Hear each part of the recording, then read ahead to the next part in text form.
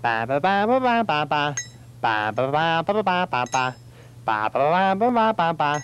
Ba ba ba ba ba ba ba.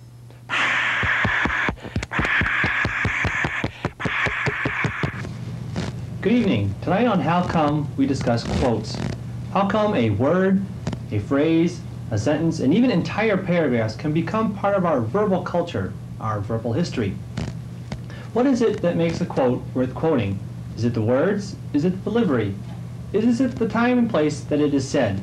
These are the issues that we will be discussing on How Come. To understand what we are talking about, I think that we should use an example of a famous quote. Take, for example, General Douglas MacArthur, who said, "I shall return." What made this a quote? Was it the words? Was it the time and place that it was said? Was it the amount of publicity given to this sentence? I think we should compare this quote of "I shall return" to a lesser-known quote. And to be able to do that, we secretly snuck our cameras and microphones into the house of Mr. N. Miller and his wife Sandy. And after taping a week, we finally found ourselves a comparison quote. But before we show this quote, I would like to introduce to you Mr. Dr. B. Wilderman, an English professor at a major intersection university in Chicago. Dr. Wilderman, good evening. Thank you very much for having me. Dr. Wilderman will be watching this clip with us, and so she can give her expert opinion on the significance of these two quotes. Let's show the clip.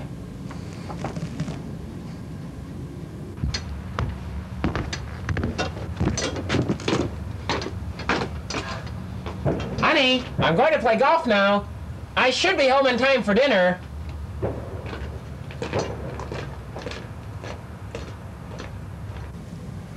Well, now that we've seen the clip, Doctor, can you offer us an opinion? Well, could I please see that again? Yeah, I guess we can. Okay, let's roll the clip.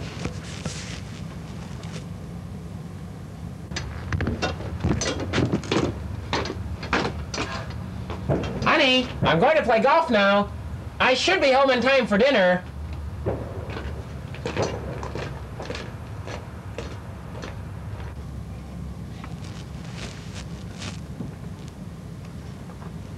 Well, Doctor, now that you've seen the clip again, can you offer some opinion now?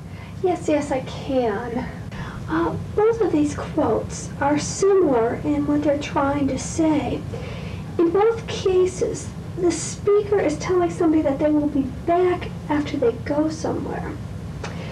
Really, the whole point of making the statement in each case is that the one quote, the person is saying that he shall be returning to where he is now. In the other quote, the person is saying that he should be returning to where he is now. As far as the point of the statement, they are the same. The only difference is the amount of words used to make them. So then the only difference between these two statements is the amount of words used. Is that what you're saying, Doctor? I don't know. You see, sometimes a quote can be a word, a phrase, a sentence, and even sometimes an entire paragraph. So apparently, the amount of words in a quote doesn't have any bearing on its quotability.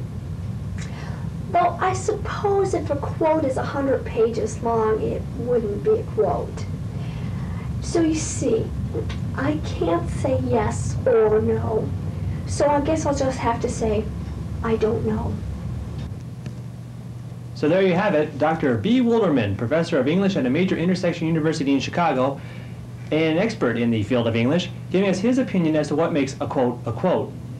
To review the conversation, he said he didn't know. So if it isn't how the idea is presented or the amount of words in the quote, then perhaps it is the amount of publicity or exposure given to the statement. To find out, we sent our reporter, Frank Herman, out into the streets to see what would happen to Mr. Miller's statement if given enough publicity. Frank? I'm overlooking one of DuPage County's busiest highways. We're here today to determine whether the amount of exposure given a statement makes it a famous quote. Let's find out.